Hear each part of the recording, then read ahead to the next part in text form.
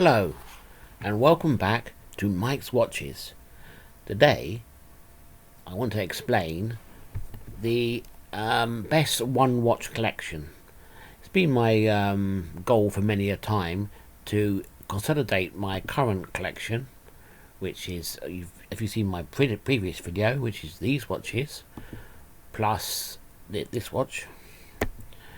I tend to like mechanical watches. I like a bit of gold on the watch. I don't like flat dial, I like interesting dials. I want to consolidate it into just one watch. So the one watch should really be water resistant, 100 meters, pretty tough, very good name. Not overly expensive, but a high enough quality to not be bored of it, just having one watch collection and be very versatile. So the first, obviously, brand for I think any one watch collection would be Rolex. I think the brand's got the prestige, maybe slightly overpriced, but really holds its value. One of the few watches you can buy and sell, making a profit, or if at the very worst you get your money back. So which models of Rolex would be the best? So obviously, I mean, actually I had a replica of this watch when I was very young. The gold Rolex President, I think, but not exactly a great watch. Definitely not exactly an everyday watch you could wear in all circumstances. Kind of draws attention to itself. You'll be up for kind of like crime. I prefer this kind of, if I'm going to go for a president, I mean, either silver president actually would be quite good. I think actually it's actually white gold, isn't it? A white gold president, or a black dial president like this. Another option would be, of course, the Rolex sub. Particularly a vintage sub would be quite good. Like, I think the one in the James Bond film Live and Let Die, it's called 5513, would be kind of interesting. And like a vintage sub would be, or maybe a modern sub, or maybe one 10 years old with a bit of wear on it. But then again, it is a dive watch. I mean, a dive watch, not really in every occasion watch. Not really a big fan of divers either. So of course you got the Datejust. This is a pretty good one everyday watch, really. I think Oyster Perpetual a little bit too boring. I think the Datejust just put it off. I like also with the Rolex. I do like the fluted bezel on the Rolex. But I mean, obviously that's precious metal. Normally they're fluted bezel, and these are very expensive. So you've got also, I mean, another contender would be the GMT, but then again, like the diver, not really an everyday watch. So obviously you've got another GMT, is the Rolex Explorer 2, and also again this is a pretty good watch, nice size as well, but not really a contender for everyday watch. A bit too sporty to wear for all occasions, and does kind of stand out. So obviously the one main Rolex contender for one day watch, I know it's a boring choice, would be the Rolex Explorer. I think the Rolex Explorer, I like this one on a Jubilee bracelet, would be fantastic. Really suits it, I think. Doesn't come with a Jubilee bracelet by standard. It comes with the normal Rolex bracelet, but I think it looks nice on the Jubilee bracelet or any strap. I think that's got to be a contender. But I mean, the very least you're going to pay for one of these is going to be £4,000 English pounds. So £4,000 for a watch. I mean, even actually one watch, it's a big investment having a watch. Even if you can afford it, it's a lot of money to have on your wrist. If you break it, you lose it. It kind of give you more stress than it would do enjoyment. But it's definitely a contender. So going down in price wise a bit, you've obviously got Tudor. I'm not a massive fan of most of the Tudor lineup. I said this in a previous video. The Black Bay I don't really like. The Pelagus I don't really like that either. I do actually like this this Black Bay. I didn't like Black Bay. I do like this Black Bay bronze in this blue variant. That's quite nice. But again, if you've seen that watch in person, which I have, it's a very, very big watch. It's very, very thick and it's very heavy. And again, it's a kind of dive style watch. It is a diver, I suppose. And it's not, maybe not an everyday piece. I do really like the Tudor Heritage Chronos. Like this, again, that not really an ideal thing for a one watch collection. You've got this model, this Tudor Heritage model, which I do quite like. That's getting closer to really what you want for a one watch collection, if not be a slightly bit sporty. And then of course we come to this. This is the Tudor Heritage Chrono. This actually stopped. Unbelievably, they've actually stopped making this, which I think this is my favourite Tudor. 42mm, quite big. Waterproof, 100 meters waterproof. It's got a screw down crown. It's got a chronograph. It's interesting dial you're never going to get bored of. It's not really a dive style, though it has got a bezel.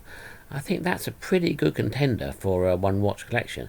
And for 3,000, even you can. I've seen some in £2,800 second hand. Well, they're all going to be second hand because they're not made new anymore. So I think that's a very good contender. I mean, you could argue also that the Tudor North Star, what is also discontinued, would be a good contender, or their new kind of black sub, or obviously Black Bay, the black coloured Black Bay. But no, why I had that, you just be wanting it's just you don't want a Rolex. If you've got that, to save a bit more and get a Rolex. But I think this has got enough of its style. That's definitely a contender for a one watch collection. So I was searching for the one watch collection. Happened to be in a shop in Wales, watch shop, Tilly's, and they had a Panerai. This is the Pam 0, and I always forget how many zeros, 0000. They had it for £2,700. They were offering it even less, for 2,500. Quite big, 42mm. No, actually, sorry, 44mm. I believe this is Pam 0. Very simple. All it's got is the hour and the minute. It actually.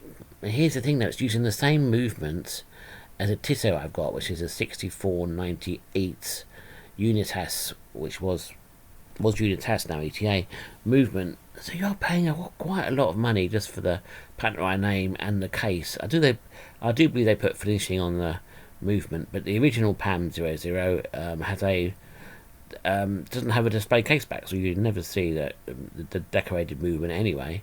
So, but that I think is quite a good contender for one watch collection. You can get a lot of, it's good on the black rubber strap, but you can get a whole different load of coloured strap. I think it really belongs on a rubber strap, not a leather strap, or even a metal bracelet. I think it's just a home on the rubber bracelets. You'd have just a different colours, and that would be your variation there. And that would actually make quite a good one watch collection. But it is a little bit plain, just the black and white. It's more, when you see it in hand and you wear it, it's actually more than the photos actually show. It's actually the shape of this case. It's actually a pretty good contender, but slightly a bit kind of one note.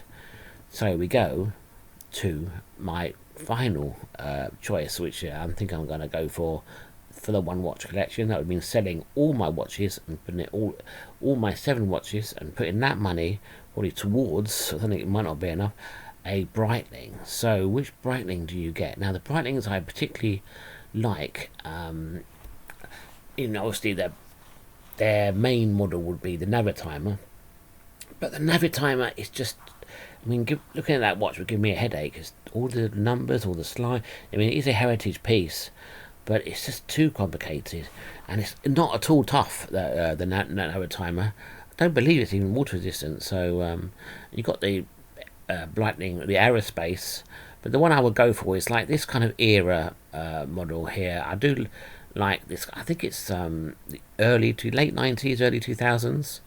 They made these kind of really chunky. This is actually a Colt automatic 38mm. These really kind of chunky case watches. This is 38mm, a little bit too small, 1996, and this was advertised around £700. So that is a pretty good one watch collection. You've got a little bit of gold in there. You've got the nice bezel. You've got a very, very tough case.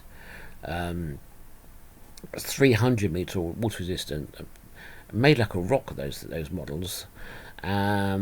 Of course, this actually a model similar to this, maybe not this exact model. This is what's called the Breitling cockpit, 41mm. It's got the kind of gold elements that I like in a watch. It's got the dress elements. It's also got the kind of toughness. I believe this is also 300 meters water resistance. Got large size. I think Breitling as a one watch collection is actually, it's got all the elements that you'd really want, and it's at the price you want. So anyway, if anyone's got any thoughts about their perfect one watch collection, in terms of like price, I mean, I would say £2,000 and below would be really, really what you want to go for.